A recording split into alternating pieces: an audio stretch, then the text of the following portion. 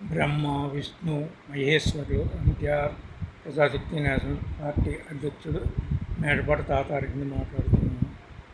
నేను యూనియన్ బ్యాంకులో లోగడ 2 సంవత్సరాల అబవ్ ₹1,00,000 డిపాజిట్ చేసినాను.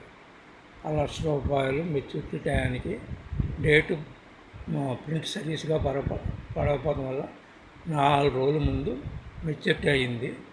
4 రోజులకి ₹5,063 కట్ చేసి ఇచ్చినారు. ₹5,063 కట్ చేస్తే తగ్గిందని కంప్లైంట్ రాసి మేనేజర్ గారికి ఇచ్చాము. మేనేజర్ గారు పైకి పంపి ఇంకా తగ్గదండి, బ్యాంక్ రూల్స్ ప్రకారం కట్ అయ్యింది అని మేనేజర్ గారు చెప్పారు. ఇది తర్వాత నెల 15 రోజులు 2 నెలల వరకు 4-5 సార్లు వెళ్ళి మేనేజర్ గారిని బతిమాలడం జరిగింది. అవదండి పని అని చెప్తున్నారు. ఇంకా తర్వాత నా ఆర్బీఐ కంప్లైంట్ సేమ్ అదే కాపీలు స్టేట్మెంట్ కాపీ ఆర్బీఐ కంప్లైంట్ ఇవ్వడం జరిగింది. ఆ కంప్లైంట్ ఇచ్చిన తర్వాత జూన్ 5న కంప్లైంట్ ఇచ్చాం. అదే రోజున నా పేరుని నా అకౌంటు మా అబ్బాయి చిన్న అబ్బాయి సురేష్ కుమార్ జాయింట్ అకౌంట్ని ఆ అకౌంట్ని అదే రోజున జూన్ 5, 2025న క్యాన్సిల్ పెట్టాం.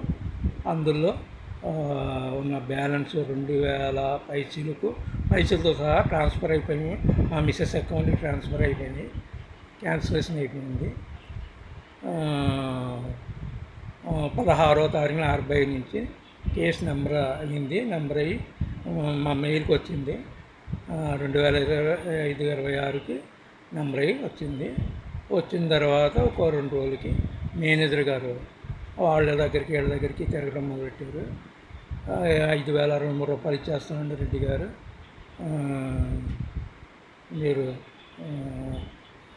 అన్నారు. ₹5,063 కాదండి, ఇప్పుడు దేశవ్యాప్తంగా ఇలాగా దేశవ్యాప్తంగా ఉన్న ప్రజలు ఎంతమంది మీ బ్యాంకులో డిపాజిట్ చేసి ఇటువంటి బై మిస్టేక్లోను లేకపోతే వాళ్ళకి అవసరంలో క్యాన్సిల్ చేసుకుంటే ఎంతంత నష్టపోయారో తెలియదు. ఇప్పుడు ఆర్బీఐ ఏం చేస్తుందో చూడాలి. రూల్స్ ప్రకారం నేను అటువంటిది ఏమి చేయనండి. ₹5,063 సమస్య కాదు, ప్రజలకు నష్టం జరగకూడదు.